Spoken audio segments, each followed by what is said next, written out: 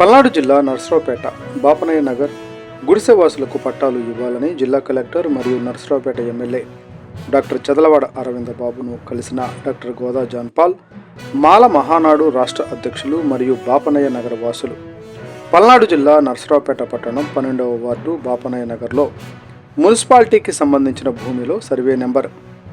1787/2లో సుమారు 30 సంవత్సరాల పైబడి నివాసం ఉంటున్న ఎస్సీ, ఎస్టీ, బీసీ, ముస్లిం మైనారిటీల 150 పైన కుటుంబాలు సెంటు భూమి లేని నిరుపేదలు పిచ్చి చెట్లతో అపరిశుభ్రంగా ఉన్న భూమిని శుభ్రం చేసుకుని మొదటిలో పూరిళ్లు తర్వాత పిల్లల భద్రతను దృష్టిలో పెట్టుకుని అప్పులు చేసి రేకులు వేసుకుని నివాసం ఉంటున్న వారికి ఇళ్ల పట్టాలు మంజూరు చేయాలని సంవత్సరాలుగా జిల్లా కార్యాలయాల చుట్టూ తిరుగుతున్న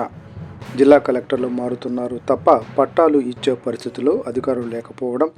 చాలా దుర్మార్గమని ఈరోజు ప్రజా సమస్యల పరిష్కార వేదిక కార్యక్రమంలో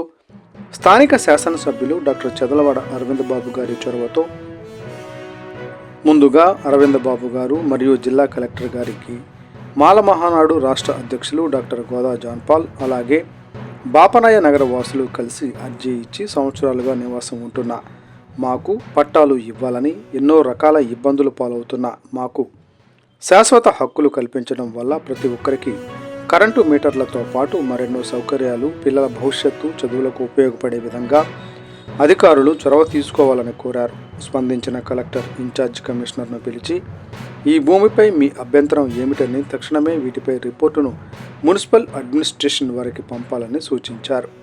పై వారిని కలిసిన వారిలో డాక్టర్ గోదా జాన్పాల్ మాల మహానాడు రాష్ట్ర అధ్యక్షులు